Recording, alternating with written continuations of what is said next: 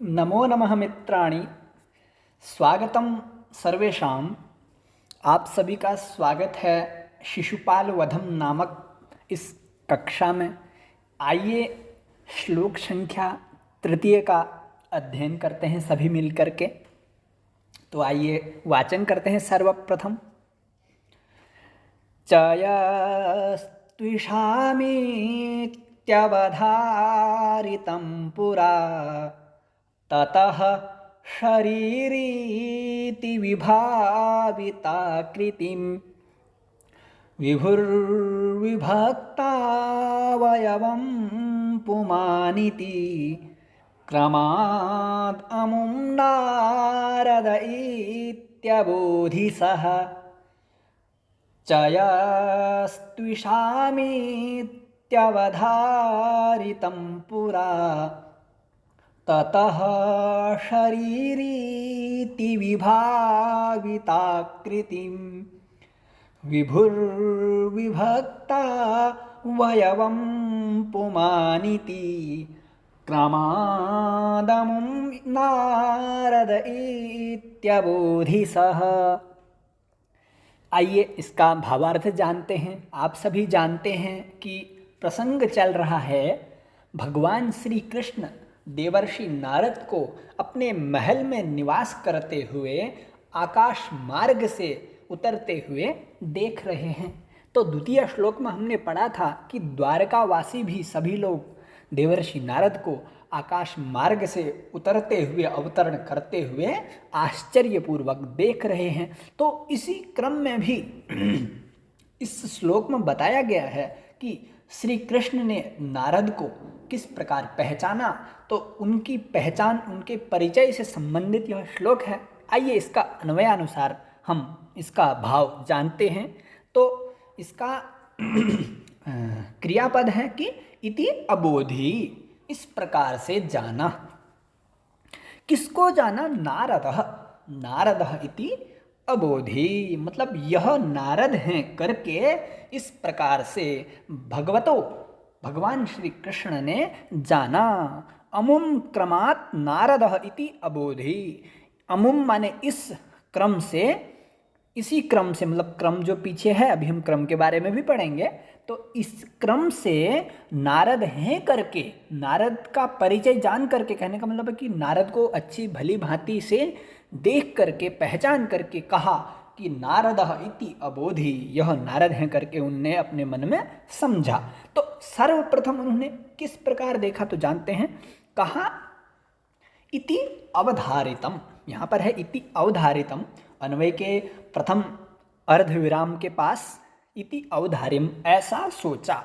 तो क्या सोचा उन्होंने? यह कौन है करके जाना, तर्क किया। यह चयः, यह चय है। चय है यानी कि समूह है, समवाय है, किसी चीज का गण है, समूह। किस चीज का? तुषाम।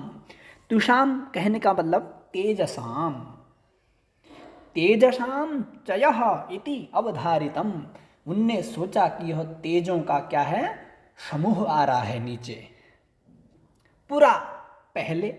विभु सह, उस विभु ने, विभु कहने का मतलब है वस्तु तत्व निर्धारण समर्थ यह स विभु, मतलब वस्तु के तत्व को, तत्व का निर्धारण करने में जो समर्थ हैं उनको विभु कहते हैं।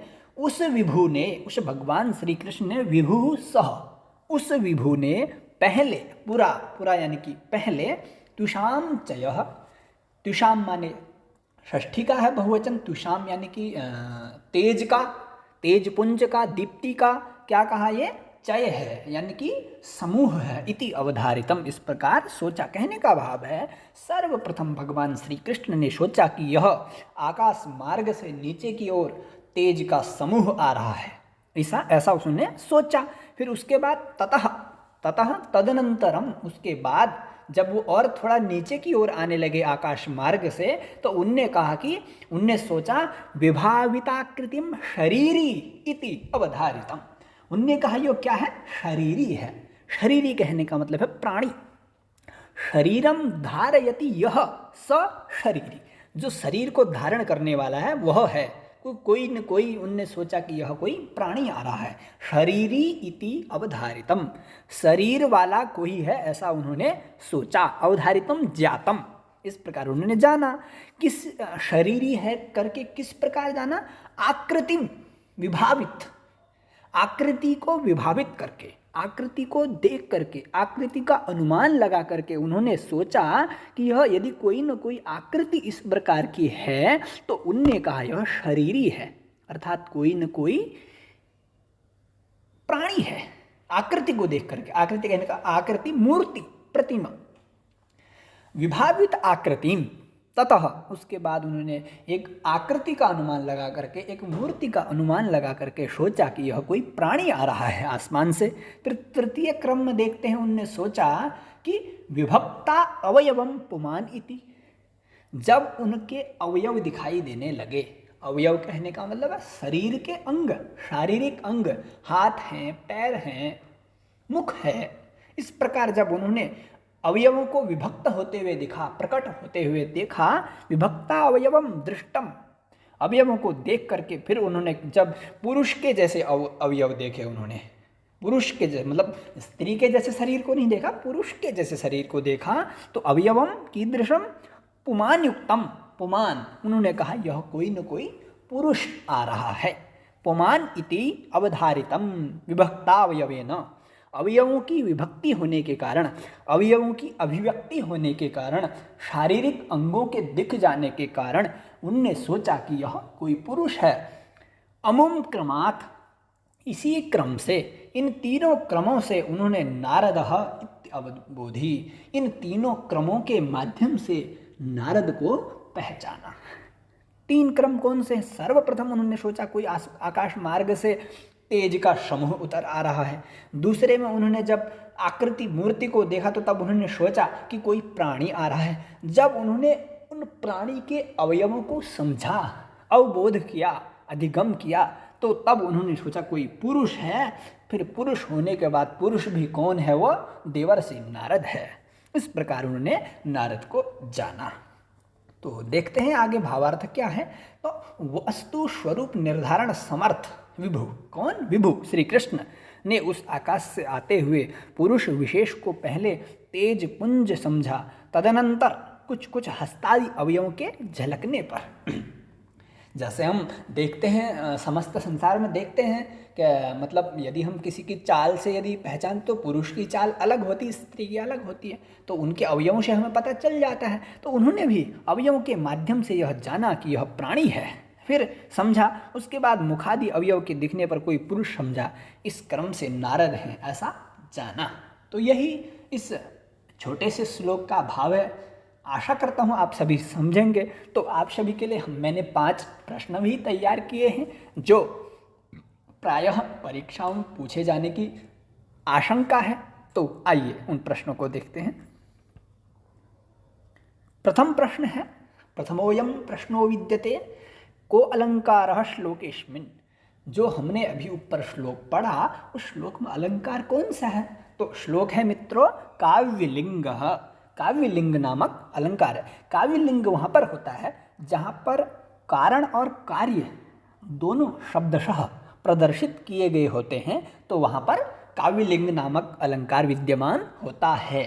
तो यहाँ कारण और कार्य क्या था? कारण ये था, जैसे सर्व एक ही कारण ये है कि आकृति को जान करके उनने सोचा यह कोई प्राणी है। आकृति कारण है, उसके बाद जब उनने प्राणी सोचा तो वो कार्य है। तो इस प्रकार से कारण कार्य होने से यहाँ पर काव्यलिंग नामक अलंकार स्थापित है। दूसरा प्रश्न है चयः इति शब्दस्य को अभिप्रायः को अर्थः वा। इस चयः, इस शब्द का क्या अर्थ है? तो इसका अर्थ है समूह, समवाय, गण। ठीक है, समूह। तृतीय प्रश्न है नारदावलोकने, नारद के अवलोकन में, अवलोकन में यानी देखने में, नारद के देखने में श्री कृष्ण ने, नारद के देखने कर में, नारद को देखने में श्री कृष्ण ने सर्वप्रथम किम अवधारितम, किम अवधारित मतलब क्या सोचा? जब वो उतरते हुए उनको देखा तो सोचा क्या है? तो उनने कहा तेज समूह। सर्वप्रथम उन्होंने तेज का समूह सोचा। और चतुर्थ प्रश्न है कहा अमुम इति रूपम कस्य शब्दस्य। ये अमुम जो रूप है ये किस शब्द का है? तो यह है अधस शब्द का। अदस एक सर्वनाम शब्द है, तो उसके रूप चलते हैं असौ, अमु, अमी, अमुम, अमु, अमी, इस प्रकार रूप चलते हैं। तो द्वितीया का एक वचन है अमुम अदस शब्द का। और पंचम प्रश्न है, अंतिम प्रश्न है, पुमान इति शब्दस्य को अर्थः। पुमान इस शब्द का अर्थ है पुरुषः। वैसे तो प्रायः समस्त लोग फिर भी जानते हैं, लेकिन फिर भी किसी मित्रों को इस शब्द के बारे में अधिगम ना हुआ हो तो वो भी जान लेंगे कि पुमान शब्द का अर्थ होता है पुरुषः। तो धन्यवाद आप सभी का। इसी प्रकार अध्ययन में हम संलग्न रहेंगे। तो आप सभी का धन्यवाद। पुनः एक सुंदर सा श्लोक लेके आप सभी के सामने समुपस्थित होऊंगा। तब तक के लिए धन्यवाद, बहुत बहुत आभार। जयतु संस्कृतम।